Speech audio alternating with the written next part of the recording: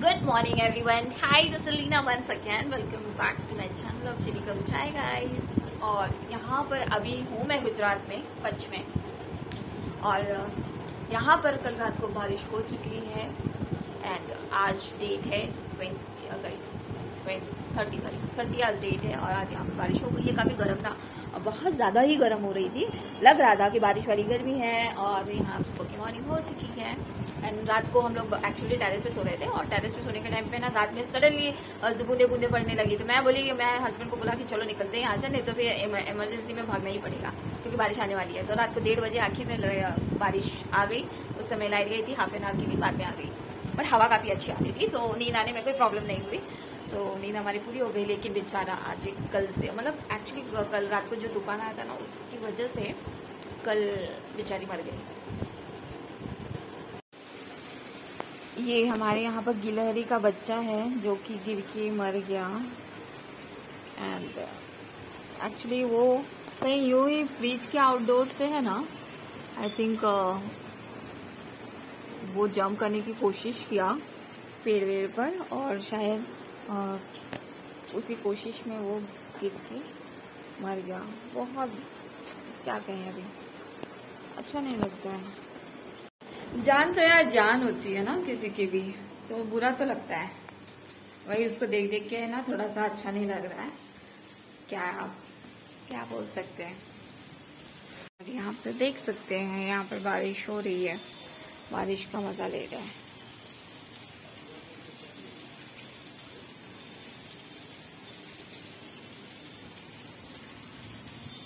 बारिश अभी भी चल रही है, इसके लिए फिर मैं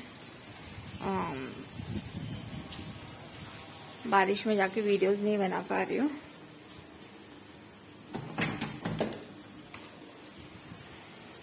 यहाँ पर हम लोग रात को सो रहे थे टेरेस पे।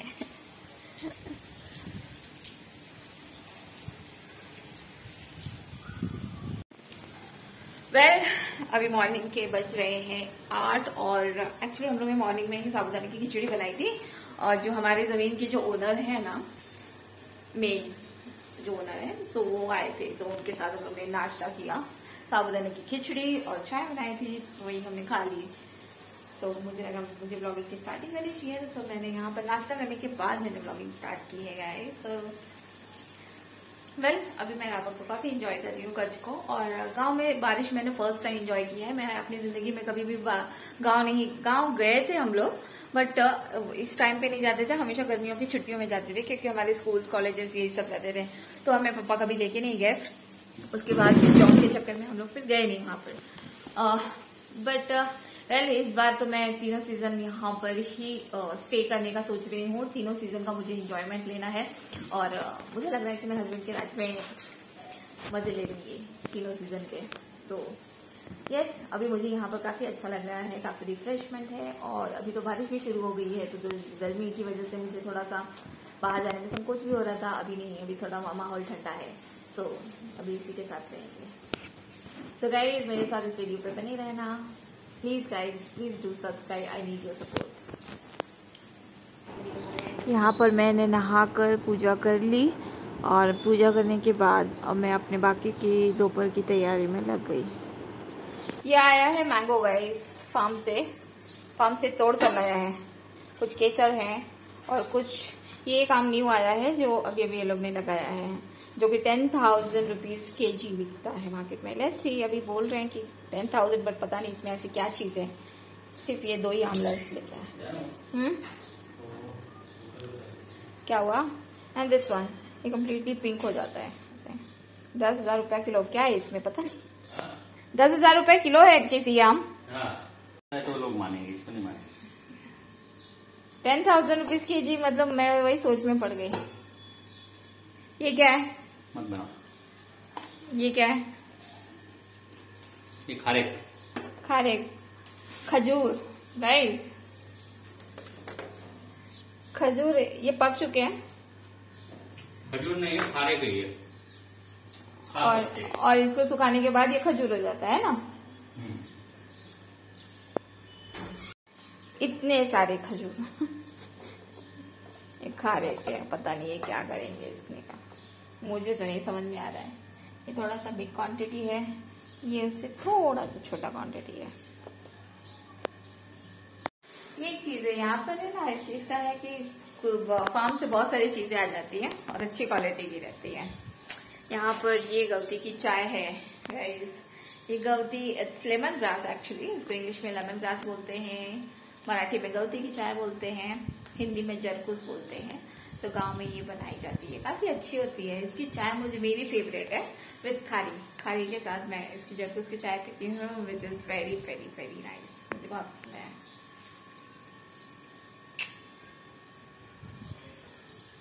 Now this is the time of sleeping guys, दोपहर के बज रहे हैं 1:30 और मैं जा रही हूँ सोने। वो भी आ चुके हैं बाहर से, so मिलती हूँ बने रहने से ब्लॉग में गाइस।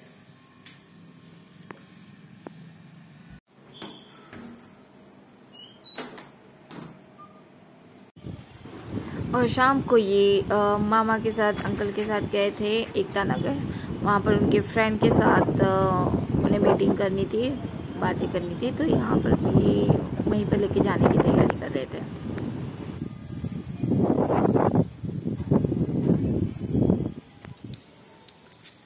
कि मेरे हस्बैंड की मुझे शर्ट्स है, जब मैं गई थी अंदर तब मुझे ये शर्ट्स मैंने सडनली देख ली, तो मुझे ये टी शर्ट बहुत पसंद आ गया था। पता नहीं इसका मटेरियल मुझे बहुत पसंद आ गया था, तो मैंने वेयर कर लिया।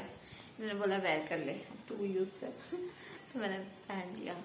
ये मेरा ये ड्रेस चेंज दिख रहा है इसमें, अच्छा लग रहा है एक्चुअली, ढीला डाला है। एंड ये चाइना से लाया था इन्होंने ये टी शर्ट, तो काफी अच्छा है। एक्चुअली इसका प्रिंट मुझे बहुत पसंद आया, सो इसके लिए अभी वो गए हैं अब अंकल के साथ घूमने के लिए। उन किसी काम से जाना था एकता नगर में, एकता नगर के प्लॉट्स में।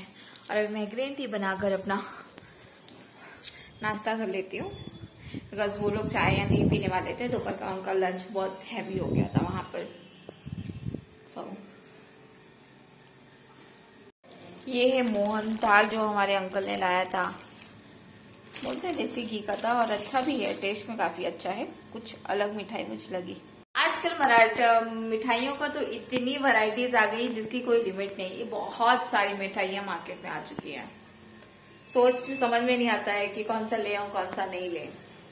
बट जितना कॉस्टिंग भी बहुत बढ़ते जा रहा है।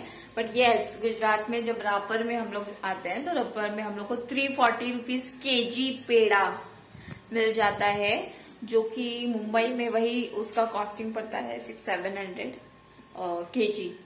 सो यहाँ पर मिठाइयाँ उतना मतलब उतनी महंगी नहीं है, उसका हाफ प्राइस हो जाता है। एंड विच इज जो लड्डू है हम लोग को बहुत फेवरेट है, वो हमें यहाँ पर 300 रुपीज केजी में मिल जाता है। सो काफी अच्छा है एक्चुअली।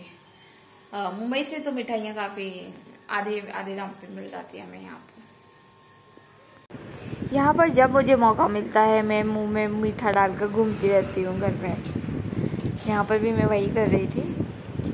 फाइनली बारिश यहाँ पर चालू हो चुकी है गुजरात में, जो कि हमेशा mid of the July start होती है, तो हो गई है। अभी गर्मी नहीं है यहाँ पर, माहौल नॉर्मलाइज है।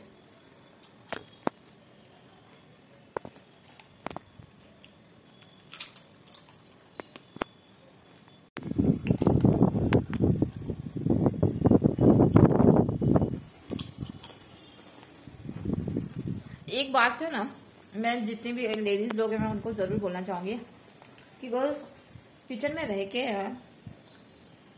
कभी कुछ नहीं उखाड़ सकते। हम सोचे ना कि किचन में रह के सबके लिए अच्छे अच्छे पकवान बनाए और वही वहां तक मतलब हमारी रिस्पेक्ट बढ़ेगी, हमारी इज्जत बढ़ेगी, नहीं होता यार। थोड़ा सा किचन को छोड़ना बहुत जरूरी है। अगर लाइफ में अपनी पहचान बनानी है तो आपको किचन छोड़ के बाहर के माहौल में आपको डलना पड़ेगा, बाहर घूमना फिरना पड़ेगा, अपने आप को अच्छे से मेंटेन करके रखना पड़ेगा। जो अच्छा दिखता है वही अच्छा उसका रिस्पेक्ट होता है, तो आपको हमेशा बन के रहना है। मतलब it's not about the makeup and all I am talking about, it's about the career. आप 10 लोगों के साथ उठो बैठो, कुछ हुनर निकालो अपने अंदर, हुनर को पहचानो और उस पर काम करो। बिकॉज हम क्या सोचते हैं नॉर्मली, हम जैसी वाइफ जो रहती हैं हाउस वाइफ, सो जब जॉब करती रहती है तो जॉब करने के टाइम पे हस्बैंड लोग की बहुत टोका टाकी रहती है, किससे बात कर रहे थे, इतने टाइम क्या हुआ, लंच में फोन क्यों नहीं किया, मुझसे बात क्यों नहीं किया, मुझे इंपॉर्टेंस क्यों नहीं मिलता है। सो जब जॉब पे रहता है सब इतनी सारी मच रहती है। एंड उसके बाद जब हम जॉब छोड़ के भी किसी भी वजह से अगर हम घर पे बैठ भी जाते हैं, सो अगर हम किचन में ही पड़े रहेंगे ना, हम अपने आप को, हम अपना टैलेंट नहीं यूज करेंगे, हम बाहर नहीं निकलेंगे, हम सोशलाइज नहीं होंगे ना, उतनी हमारी वैल्यू नहीं बनेगी।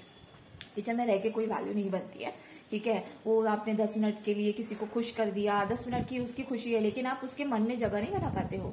आप उसको सिर्फ अपनी आदत एक बार लगा सकते हो कि आप अच्छा खाना बना के अच्छे से रह के आप उसे अपनी आदत लगा सकते हो कुछ दिन के लिए, लेकिन वो आदत को कोई रिप्लेस करके वो इजीली रिप्लेस हो सकती है। लेकिन उस टाइम सिचुएशन में आपने तो बहुत कुछ खो दिया। आपने किचन में सबको खुश करने के चक्कर में है ना, आपको खुद को नहीं पता है कि आप क्या कर सकते थे और आपने क्या खो दिया। मोस्ट ऑफ दी बहुत सारी ऐसी भी हाउसवाइफ है ना जो करना ही नहीं चाहती बाहर का काम, ज्यादा बाहर से कोई मतलब ही नहीं रखना चाहती है, वो काम ही नहीं करना चाहती, जॉब भी नहीं करना चाहती है। सो आप अपने आप को बहुत जल्दी खो दोगे, this is I am sure about it. तो आपको निकल के कुछ सोचने की बहुत जरूरत है, क्योंकि बहुत बार ऐसा सिचुएशन आता है कि हमारे हस्बैंड वाइफ के बीच में बहुत बार झगड़े होते हैं, ठीक है। सो बहुत बार चीजें होती है। तो पहले कैसा है कि मैं जॉब करती थी, तो जॉब के टाइम पे हस्बैंड की बहुत सारी टोका टाकी इन द सेंस वो केयर था, ठीक है। He wants from me attention actually for him. तो उस समय उनका अटेंशन वो एक प्यार की तरह था। लेकिन अब जब मैं घर पे खुद बैठ गई हूँ, तो मुझे खुद ऐसा रियलाइज होता है कि मेरे हस्बैंड ने मुझ पर अटेंशन देना चाहिए। वो बहुत दुनियादारी, सोसाइटी का काम, उनके प्रोजेक्ट्स के काम सब में है ना, वो इतने इन्वॉल्व रहते हैं कि वो मुझ पर ध्यान भी नहीं देते। तो इस चीज से लेकर है ना, मुझे खुद वो भी बहुत सारी अड़चने आती है मुझे कि मेरे हस्बैंड मुझ पे अटेंशन नहीं रहता उनका बिल्कुल भी। तो इस चीज को लेकर हमारे काफी आर्ग्यूमेंट्स होते थे। तो मैंने रियलाइज किया कि ये क्यों होता है। Actually the problem is that कि जब हम किसी के लिए 100% कोई एफर्ट डालते हैं, सो हमारी एक्सपेक्टेशन हो जाती है कि सामने वाला भी हमारे लिए उतना ही अपना 100% दे हमारे लिए।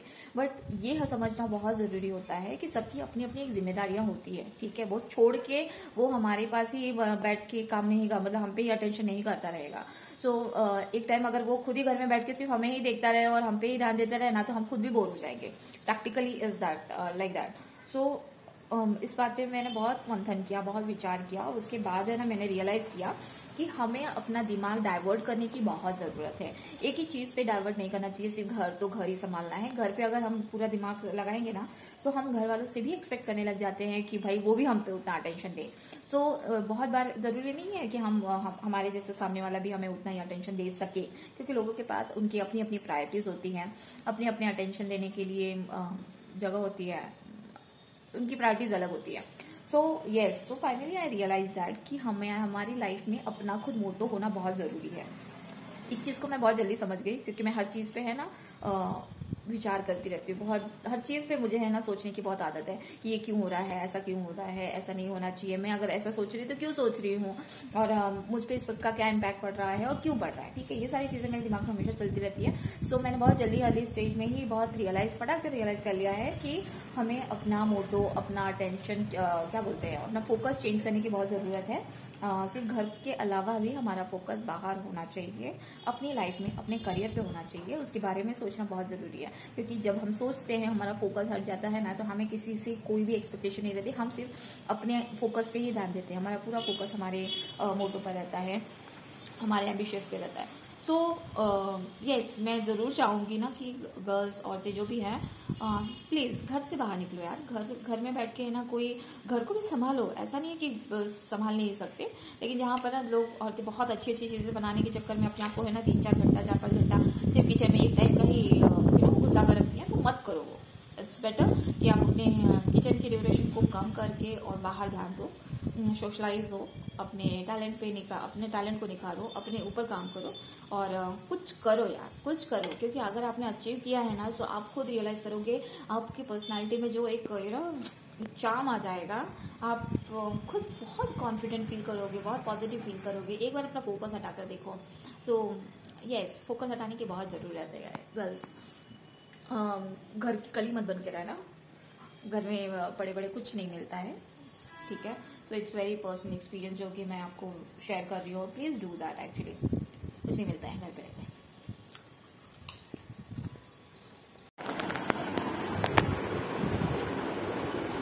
हेलो गाइस, अभी बज रहे हैं रात के 10। एक्चुअली काफी लेट हो गया।